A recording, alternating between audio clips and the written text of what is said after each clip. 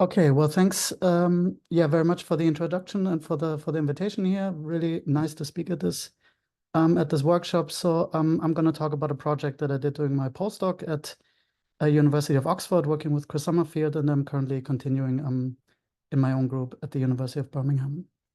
So to just illustrate the very general scope of this line of work, I'd like to briefly show this experiment that the Russian psychologist Alfred Yabus conducted in the 1960s. So Yabus showed participants images of paintings and recorded their eye movements while they were given different types of task instructions. So for example, when participants were shown this particular painting and they were asked to estimate the family's material situation, they would look to very specific aspects of the image, namely the clothing of the family or the furniture.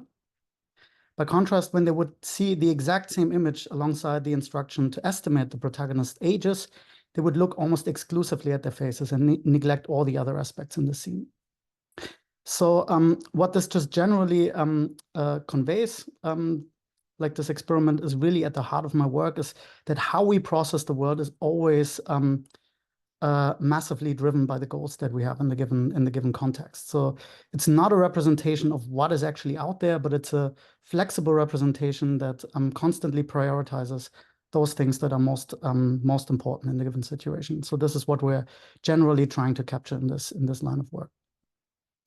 The general framework for this in cognitive neuroscience and cognitive psychology is kind of that this kind of context-dependent behavior relies on representations of task contexts that are thought to be encoded in prefrontal cortex and that are thought to generate top-down bias signals that can influence how sensory information is encoded to prioritize processing of information that is most relevant in the given context.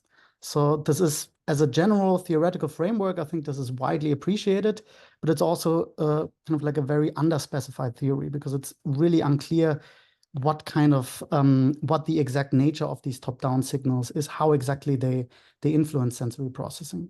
So thankfully, with the advent of multivariate state space analysis, recent studies, especially in non-human animals, have made really a lot of progress to track the nature of these top-down signals and to show that they can really influence sensory processing in qualitatively different ways. So some studies have shown that the patterns of activity that are evoked in sensory areas are separated from one another along a single one-dimensional vector from one context to another. Other studies have shown that the patterns that are evoked in each behavioral context, they might be rotated relative to each other, permitting like independent readout planes from downstream areas.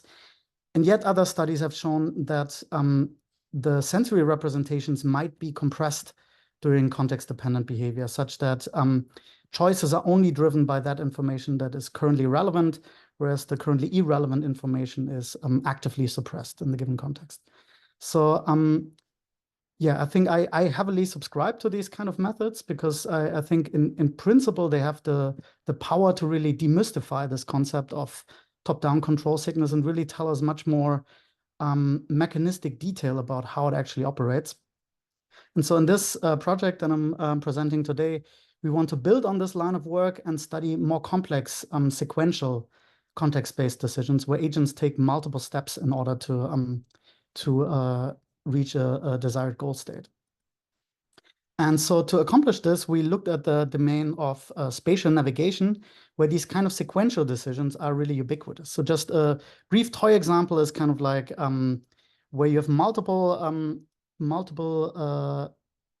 routes that you have, and they might share a particular subgoal. So for example, you might navigate either towards the pub or towards a coffee shop, and they might share the same subgoal that you might need to collect cash along the way.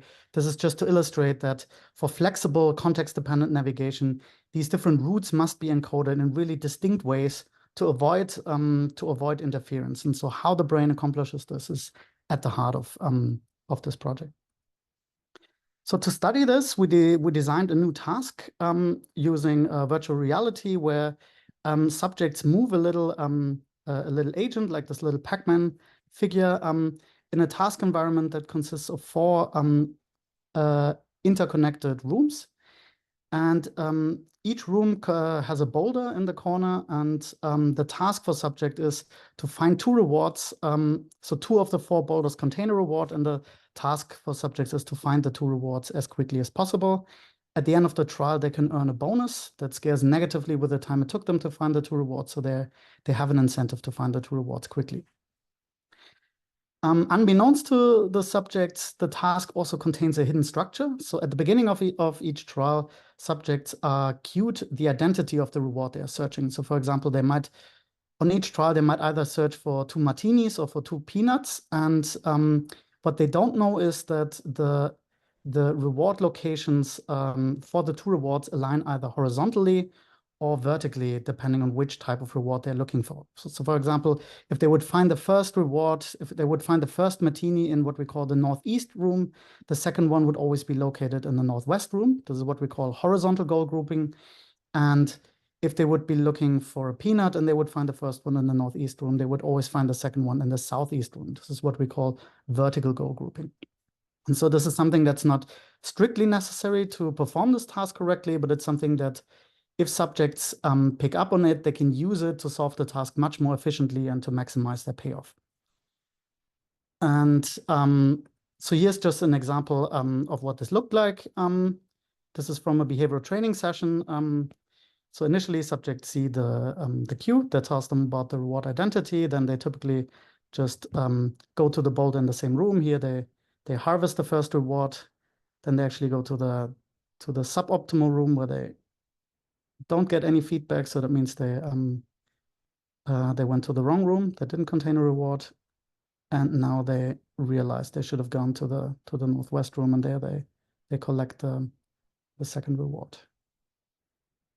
And this terminates the trial. Okay, so just a quick overview of behavioral results. As I mentioned, subjects did this task on 2 subsequent days. The first day was just a behavioral training session where the 2 task contexts were introduced in a block fashion. So they would always do 16 blocks with like vertical context, vertical goal grouping, and then 16 trials with a horizontal one, and then the same thing, the same sequence once more. And what we quantify here is the proportion of correct room choices after observing, after receiving the first reward feedback, or after receiving the first feedback. So it's kind of like you always have 2 neighboring rooms, and one of them will always contain a reward. The other one will always not contain a reward. So this is kind of like a nice feature of this design, that it's very, very clear to quantify here to what extent subjects are picking up on this implicit task structure. If they don't pick up on it, there should be a chance level, which is 50%. And you can see this precisely where they are at the beginning of the task. But on average, subjects here are quickly picking up on it and kind of like approaching ceiling level performance at the end of the training session. Then on the second day, subjects did the same task whilst undergoing fMRI scanning. And now they were required to generalize this knowledge about this implicit task structure that they had learned on the first day by changing the surface features of the task. So now we would use different reward types. So for example, they would be looking for bananas and pineapples instead of peanuts and martinis. But the implicit structure, namely the horizontal and vertical alignment of the rewards, would remain. So this is something we can test here, and we can see in the data quite nicely that subjects can very quickly generalize this knowledge about this abstract reward covariance structure. Overall performance is a little bit lower on the second day, and this is because now context is no longer blocked as it was on the first day, but now it actually changes trial by trial. Okay, so to generate some predictions about the neural mechanisms that might support these kind of flexible sequential navigation decisions, we build a computational model. And so this model uses a population of artificial place cells, which I assume like most of you are familiar with. So these are cells that we know are located in the hippocampus that always fire when the agent is at a particular location in the spatial environment. So this is illustrated here by these figures. So each cell would have like one particular is called place field, so one location in this environment where it would fire maximally, and then with increasing distance from that place field, the firing rate would decrease. And Yeah, we have a population of several hundred of those place fields. Each of those has a random preferred location, a random spatial tuning. So collectively, the activity of the whole population provides a very precise map of where the agent currently is in its environment. And so this, as input to this model, we use the actual movement trajectories of human subjects in this task. So here you can see kind of like each plot here is one single trial. You can see here the subject started in the northwest room, explored the boulder initially in that room, then went to the northeast room, southeast room, and then to the southwest room. And we use this as input to this place field population, and we read out the population activity across the whole population of place cells, and we analyze it using representational similarity analysis as a function of the room that the agent is currently occupying and as a function of the behavioral context that they're in. So if they're in a context with vertical or horizontal goal alignment. And so if we don't equip the model with anything on top of that, what we find is that the pattern similarity that is evoked by the different rooms in the different context here very nicely recapitulates the physical similarity of the structure. So kind of like neighboring rooms evoke more similar activation patterns than non-neighboring rooms. There's nothing in this form of the model that incorporates any information about the behavioral context. So this is what we're building in the second step. So now we're adding new mechanisms into the model that are based on physiological research, mainly from rodent research in the hippocampus. Things that have been observed, how these place cells might alter their spatial tuning when the behavioral context changes. So one phenomenon that has been observed in the rodent hippocampus when behavioral context changes that is called rate remapping. In this case, the place cell would maintain the spatial tuning from one context to the other, but it will change its firing rate. So for example, here, this first place cell, it always still fires at the same preferred location, but it will fire more strongly in the left context than in the right context. So this is what we call rate remapping, a simple shift in firing rate. A second mechanism that we built into the model is called global remapping. Here, the place cell has a stable spatial tuning in each behavioral context, but it randomly remaps from one context to another. So here, the cell kind of like fires in the upper left location in context 1 and fires more kind of like in a really central location in the second context. And a third mechanism that we built into the model is based on more recent findings that hippocampal cells might care not only about where the agent is currently located in its environment, but also about the prospective location of navigational goals. So here, this is an fMRI study that showed that activity patterns in the hippocampus during the planning stage of a navigation task, that they contain information about the final goal of the route that the agent is planning, and also about sub-goals that the agent has to navigate towards on this route, but not about alternative locations that are also part of the task environment, but that are not part of this particular route.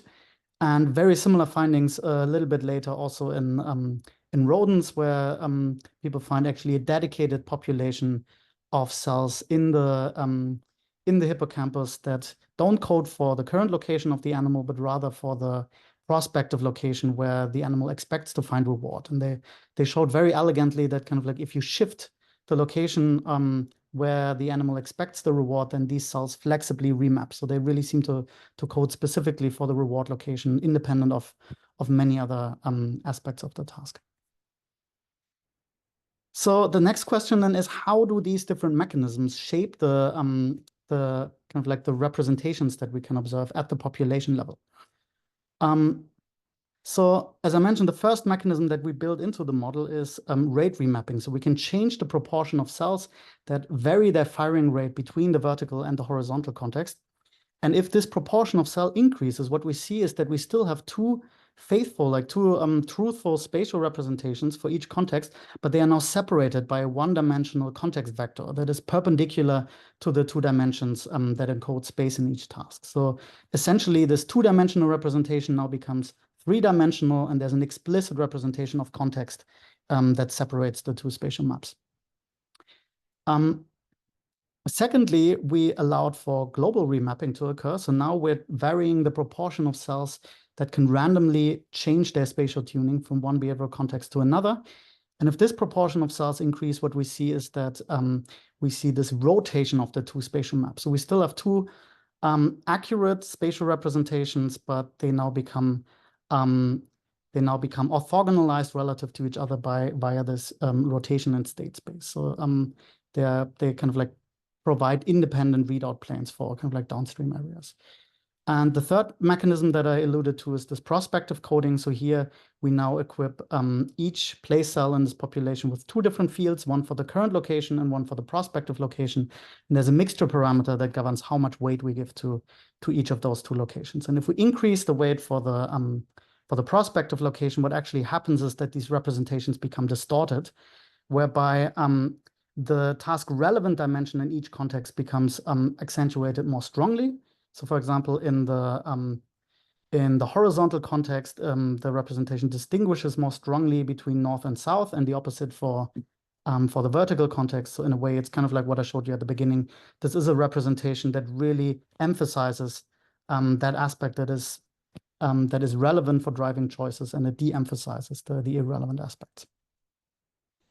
So to evaluate those different predictions, we just ran the exact same analysis in our fMRI data, kind of like comparing pattern similarity as a function of room and as a function of behavioral context using representational similarity analysis. And yeah, here just a snapshot of the results that I can show you is that in the hippocampus and the orbitofrontal cortex, we find really strong evidence for the last model that I showed you, for the compression model that results from prospective coding. So here in the hippocampus, I hope you can see that the pattern similarity, it roughly recapitulates this quadrilateral structure of the task space, that kind of like neighboring rooms evoke more similar patterns than non-neighboring rooms. But these patterns are heavily distorted, and they are distorted exactly in the way as it would be predicted by this compression model. So the spatial maps for the vertical and the horizontal context, they are stretched along opposite axis to emphasize that dimension that is predictive of reward. And we also see kind of like that these compressed patterns are expressed primarily in these areas, kind of like if we do the same thing in a searchlight analysis, where we're looking throughout the whole brain, that these are really kind of like some of the hotspots where these compressed patterns are expressed. We can also test this a little bit more formally by kind of like regressing different models competitively against the data. We kind of see here in the orbitofrontal cortex and hippocampus, we get a significant effect of separation and compression. So there's kind of like seems to be a mixture of rate remapping and prospective coding, but the effect of compression is much stronger. And critically, it's also the effect of compression that actually predicts performance in the task. So subjects that show stronger compression of the spatial maps are also those that are faster at harvesting both rewards. Really kind of like suggesting this tight link between the ability to make this inference for this sequential decisions and compressing these spatial maps. And it is also worth noting, just kind of like to wrap up, that these representations we find in these areas are strikingly different to spatial maps that we see elsewhere in the brain. For example, in visual cortex, we see like representations that encode space very reliably, but qualitatively different in high-dimensional patterns that show strong separation between room, but hardly any sensitivity to context, and don't really encode this quadrilateral layout of the task environment. And in like frontoparietal association areas, we find patterns that kind of like nicely encode this truthful layout of the task structure, but they don't show any evidence of compression and also don't predict performance in this task. So to wrap up, just to summarize that, so I've shown you that humans can learn to use abstract representations of latent task structure to guide their sequential context-dependent navigation decisions. In the model-based fMRI analysis, I've shown you that the spatial representations that we can measure in the hippocampus and the orbitofrontal cortex, they are flexibly compressed to emphasize the task-relevant dimension in each behavioral context. And based on this modeling framework that we developed here, that these findings clearly suggest dual functions of human place cells encoding for both the current location of the agent, but also the prospective location of navigational goals. So yeah, with this, I would like to finish. Just also acknowledge my collaborators on this project, our different funding agencies, and also my current affiliation in Birmingham. So thank you very much.